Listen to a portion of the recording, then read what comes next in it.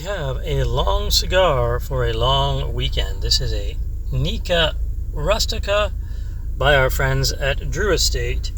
It is, 7.25 inches. I believe it's 7.25 by 60. 7.5 by 54. That's a big cigar. It's kind of like a torpedo end there. We're going to cut it, light it, and see what happens. Just do like that. Well, I went deep on the cap there. May end up being a bit of a challenging smoking experience because of that. It probably should have gone cut a little less. Let's see what the cold draw is like. Okay.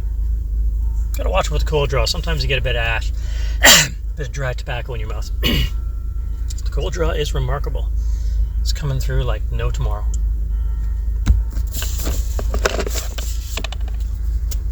So these are one of these specialties by Drew Estate. It's kind of fun at the end there.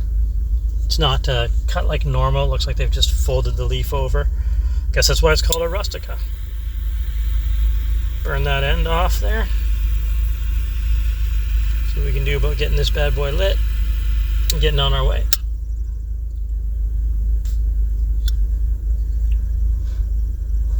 Ooh. Right away, I will say that's a nice aesthetic touch, but it does challenge your ability to light this cigar. So, you know, that's how she goes sometimes. This is one of those buck store lighters that likes to run more than it should. So it's a long cigar for a long weekend. Most likely what's going to happen is I will smoke half of this on my way to my destination and another half when I come home, which will be nice. I should turn the camera around and show you what I'm looking at.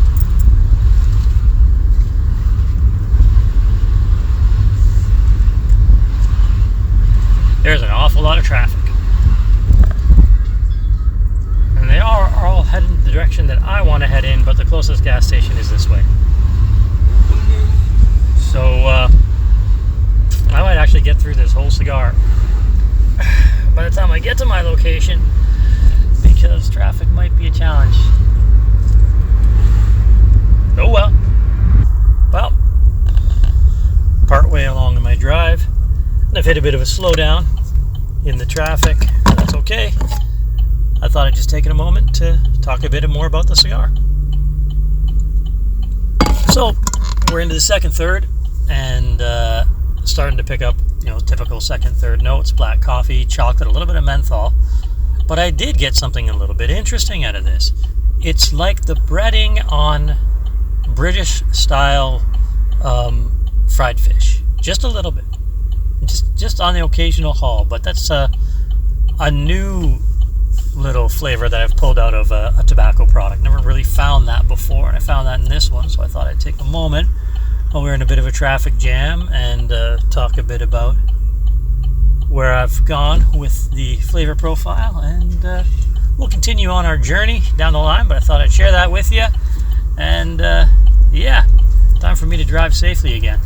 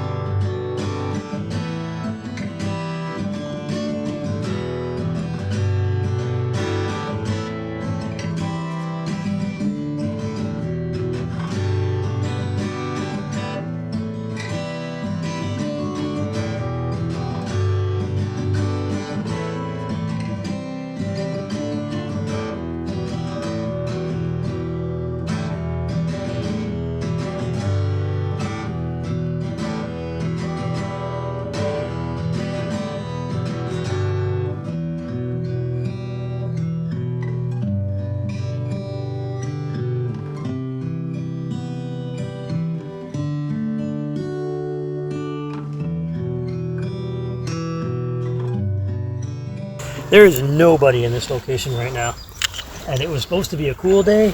It's not. It's warm. I feel like I should have wore shorts, but that's okay. So yeah, I got halfway through the second third, And I started to get the early warning signs that I might be up for a bit of what we refer to as the cigar sickness. So I just let it go out. You know, I'm not going to ruin my afternoon for a cigar.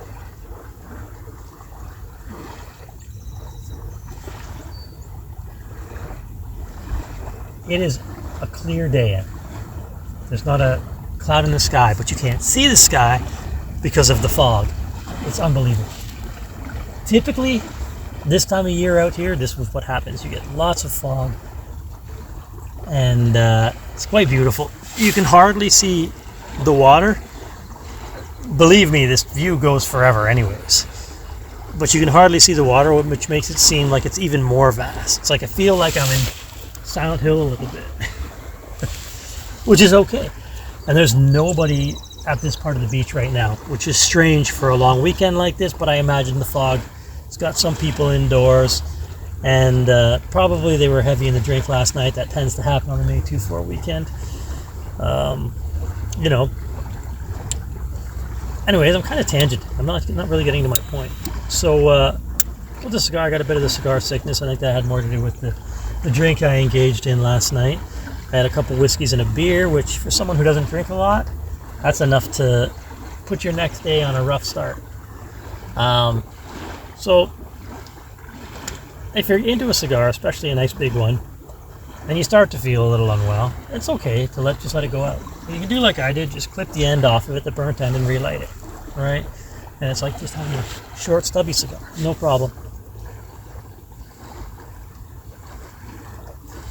And in the relighting, it tastes perfectly fine. Now you can just blow through the cigar. Some people say when you relight it, you should blow through the cigar, and it lets out all the sort of nastiness. You know, but to me, it doesn't seem to make or break the cigar experience. But that's what they suggest you do. You exhale through the cigar after you've relit it, and it's supposed to be better for the flavor. I don't know. I just did. Let's find out.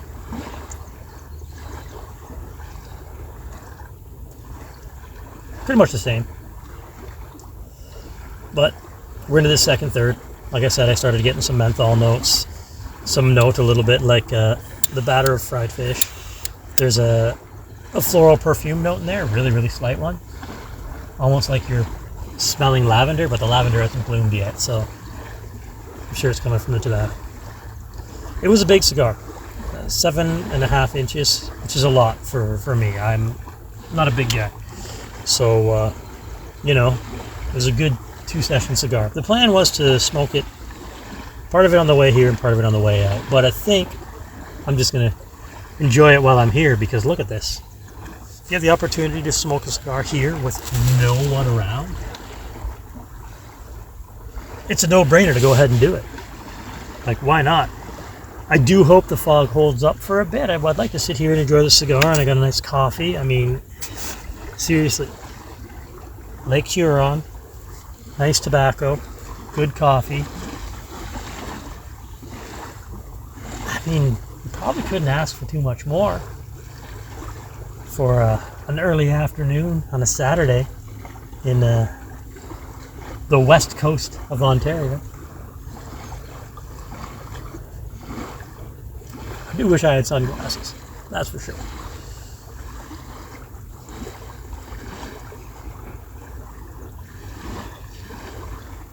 Now this experience could be improved with good company. Could also be improved with a nice old-fashioned, but it's an hour's drive here. I don't feel like engaging in any alcohol consumption when I have to drive an hour. Other than that, though, it's pretty nice. You hear the seagulls. You hear the water.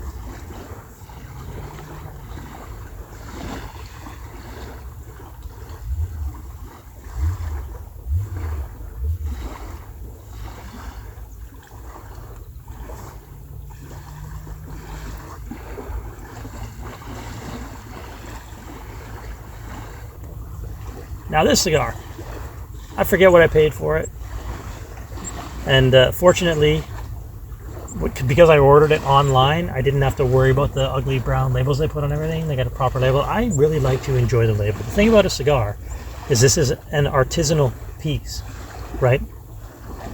People who roll cigars well are practically artists. Thought goes into the label, thought goes into the presentation, thought goes into the wrapper, and how it looks, and the experience you're going to have. These cigar manufacturers, the little higher end ones, they do what they can to make your experience as best as possible, and part of it is in the presentation and the label. But here in Canada, they make you cover those labels up. I have a little jar where I keep the bands from the cigars I've smoked, and if I can get this band off neatly, which I might not be able to, it would go. It's neat enough. Might make it to the jar. And in peeling the band off, there was no spirit glue or spirit gum. I forget what they call it. There was none on the wrapper, so there's no cracks. There's no peeling of the wrapper, taking the band off. That's nice.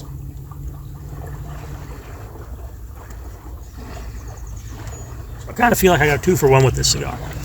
I have to admit, this second third is all strong, bold, bitter flavors. The first third was quite a bit better. I got a feeling as I get into the final third, it's just going to get deeper and more of the bitter stuff, which is something that happens with a longer cigar, which is why I do typically like a shorter cigar.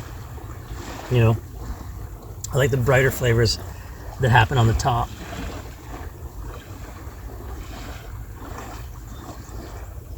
For now, I am going to probably shut this down. It's probably the last you're going to hear from me today about this particular cigar. I'll put the price on the screen now. I forget what it cost. I don't remember whether it would be worth it. Like, I think I might have paid around $20 for this cigar, maybe less. And at that price, it's fine. If you're looking at 40 or something like that for this, there's better options. But again, you'll see the price, and that'll help me determine whether it's a good purchase. I do have 2 of them, so I'll enjoy another one another day. But for now, I think I'm going to sign off. Cheers.